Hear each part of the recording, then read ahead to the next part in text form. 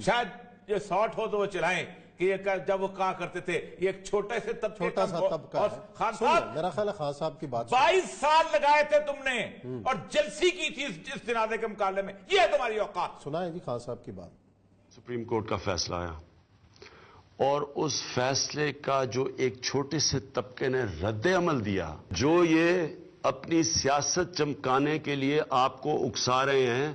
آپ نے ان کی باتوں میں نہیں آنا. یہ کوئی اسلام کی خدمت نہیں کر رہا ہے, یہ صرف اپنی ووٹ بینک بڑھا رہے ہیں.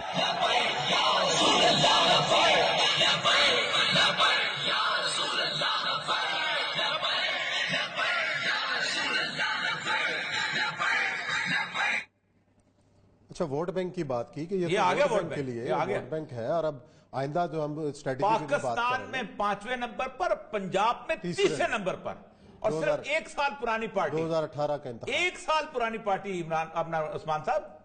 1 سال پرانی پارٹی. اچھا, کتنے الزامات لگے تھے کہ جی نون لیگ کی سیٹیں توڑنے کے لیے کھڑا کیا گیا ہے, کوئی کہتا فوج نے, یعنی ایک آخری ویڈیو جو ان کے جس پہ آج کل لوگ چلا رہے ہیں بہت زیادہ, جس نے کہا نواز شریف سے میں کہتا ہوں تو بھی بتا دے تمہیں کس نے بھیجا تھا, باجوہ نے یہ کیا تھا, پھر میں بتاؤں گا, پھر مجھے فیض آباد کس نے بھیجا. اس کے بعد انہوں نے خاص طور پہ پھر بات کی وہ چلاتے نہیں ہیں, اور تمام میرے ساتھ خود بھی, کہ مجھے تو روحانی لیول پہ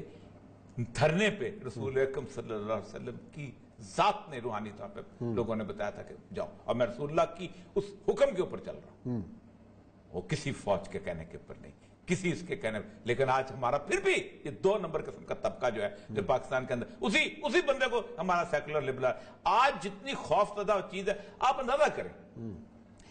کہ جتنی گالی خادم رضوی صاحب کی جنازے کے بعد سیکولر لبرل لوگوں نے دی ہے, ٹویٹس نے دی ہے, وہ ایکسپلوڈنگ مینگو والا جو کیا نام ہے اس کا, اس نے اتنا گندا کالم لکھا, اتنی غلیظ زبان استعمال کی ہے, پتہ نہیں کون اس کو ادیب اور سمجھتا ہے کہ دنیا کا بہت بڑا ادیب ہے, اور بہت سارے لوگوں نے ٹویٹس اٹھا کے دیکھ لے, یہ ان کی اوقات اور یہ ان کی زبانیں اور یہ صورتحال. لیکن میں ایک بات بتاؤں, پاکستان کی تاریخ میں, بر صغیر پاک و ہند کی تاریخ میں, اتنے تھوڑے عرصے میں اتنا لوگوں کو رسول اللہ صلی اللہ علیہ وسلم کا دیوانہ وار بنانا, ان کی لیے جان دینے کے لیے جذبہ پیدا کرنا, کوئی کسی بھی, آپ اندازہ کریں پارٹی کی کوئی آرگنائزیشن نہیں ہے,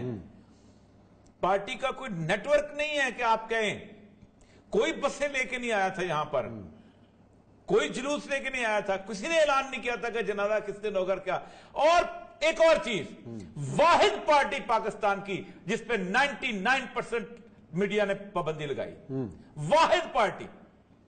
ہر بندے کی گفتگو چلائی ہے,